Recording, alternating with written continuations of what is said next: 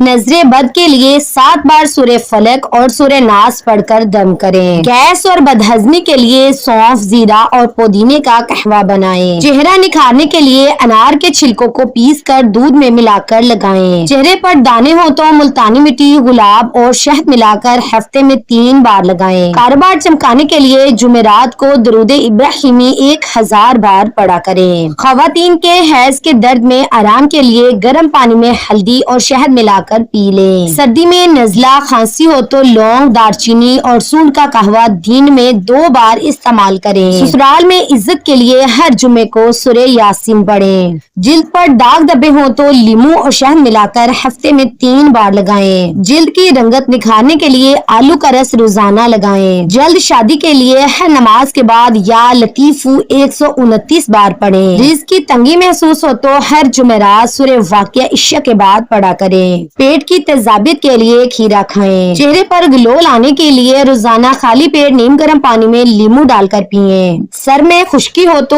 دہی اور لیموں کا مکسچر آدھا گھنٹہ لگا کر دھو لیں۔ بال لمبے کرنے کے لیے ناریل کے تیل میں آملہ ابال کر لگائیں۔ چہرے کے دانوں کے لیے بیسن، ہلدی اور ارکے گلاب ملا کر ماسک لگا لیں۔ کاروبار میں برکت چاہتے ہو تو روز سورہ فجر کی تلاوت کر کے دعا کیا کریں۔ حمل نہ ٹھہرتا ہو تو سورہ ال عمران آیت 38 روزانہ پڑھیں۔ کاروبار کی بندش ختم کرنے کے لیے سورہ شورا آیت 19 روزانہ پڑھیں۔ کچن میں مکھیاں آئیں تو لیموں کاٹ کر لونگ پر چپکا دیں۔ چہرے پر دانے کم کرنے کے لیے ہلدی اور دودھ کا پیسٹ لگائیں۔ روزانہ نہار منہ 1 چمچ اجوائن رات بھر پانی میں بھگو کر اس کا پانی چھان کر موٹی عورت پی لے۔